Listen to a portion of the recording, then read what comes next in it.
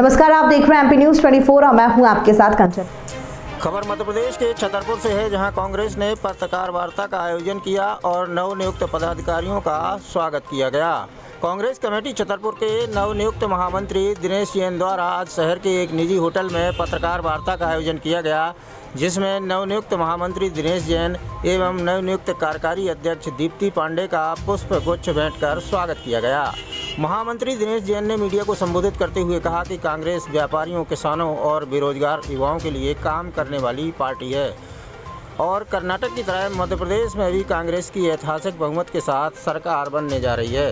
वहीं दूसरी ओर कांग्रेस जिला अध्यक्ष लखन पटेल ने कहा कि भाजपा सरकार ने पूरे प्रदेश के साथ साथ छतरपुर जिले के साथ भी छलावा किया है। मेडिकल कॉलेज, यूनिवर्सिटी, एनटीपीसी जैसे महत्वपूर्ण योजनाएं सिर्फ घोषणा बनकर रह गई हैं। कांग्रेस की सरकार बनते ही महिलाओं को सशक्त बनाने के लिए तत्परता से कार्य करते हुए 1500 रुपये प्रतिमाह और एलपीजी गैस सिलेंडर मात्र 500 रुपये में दिया जाएगा।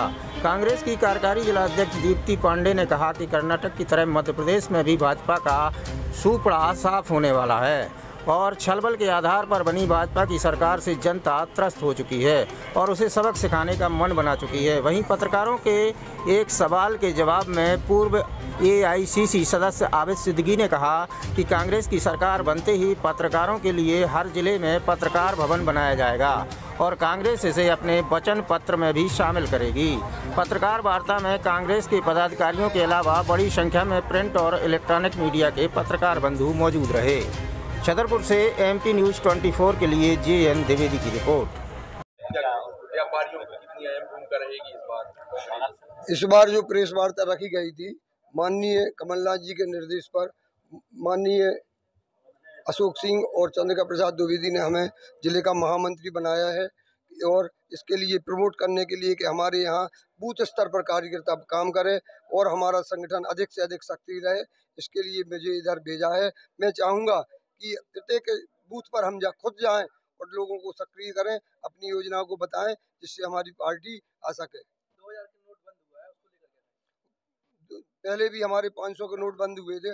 भारत की आर्थिक व्यवस्था पर बहुत खराब असर पड़ा था, जिसमें करीब 2200 करोड़ रुपए का नुकसान हुआ था अपन के लिए, 1000 करोड़ का। आज वर्तमान में कितने 1000 करोड़ का नुकसान होगा, वो हमारे व्यापारियों को, हमारे साथियों के लिए जो इनकम टैक्स पेई है, कभी मूत्र कर के रूप में, कभी योजना कर के रूप में, कभी किसी रूप में, भिन्न भिन्न करों के रूप में वसूले जाते हैं और सरकार इस प्रकार के खर्च करती है।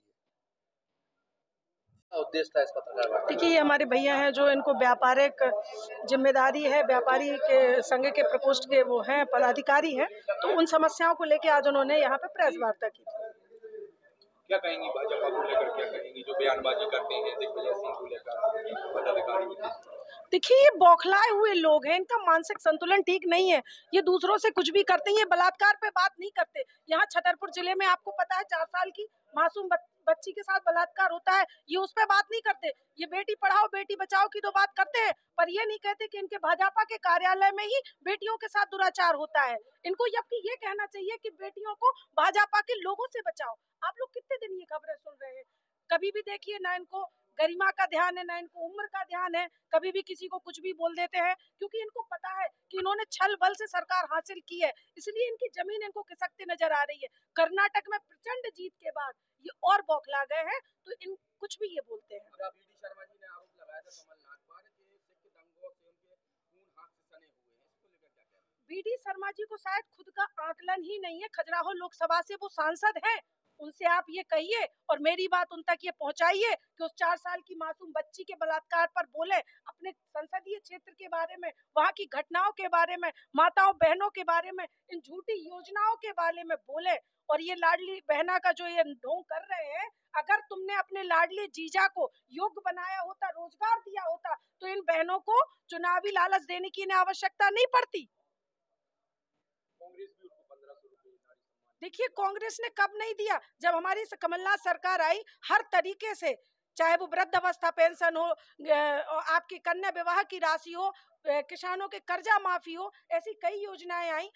आप हिमाचल में देख लीजिए, छत्तीसगढ़ में देख लीजिए, यहाँ तक कि कर्नाटक में सरकार बनते ही गृह ज्योति, गृह लक्ष्मी जैसी योजनाएं हम लोग दे रहे हैं। व्यापक घोटाला को लेकर व्यापम घोटाले में शिवराज सिंह चौहान से लेके उनकी पत्नी साधना सिंह चौहान तक के नाम आ रहे हैं। बीडी शर्मा, नरोत्तम मिश्रा जी को शर्म आनी चाहिए। जो व्यापम के अपराधी हैं उनको शर्म आनी चाहिए। जो बहन बेटियों के अपराधी हैं, जिनके हाथ, जिनका अस्तित्व, जिनके विचार खून से रंगे हैं। वो एक कहावत है, जब कंस का अंत आता है ना, तो कंस को केवल अपना काल दिखाई देता है चारों ओर। ऐसे ही कुछ इन लोगों के हालात बने हुए हैं।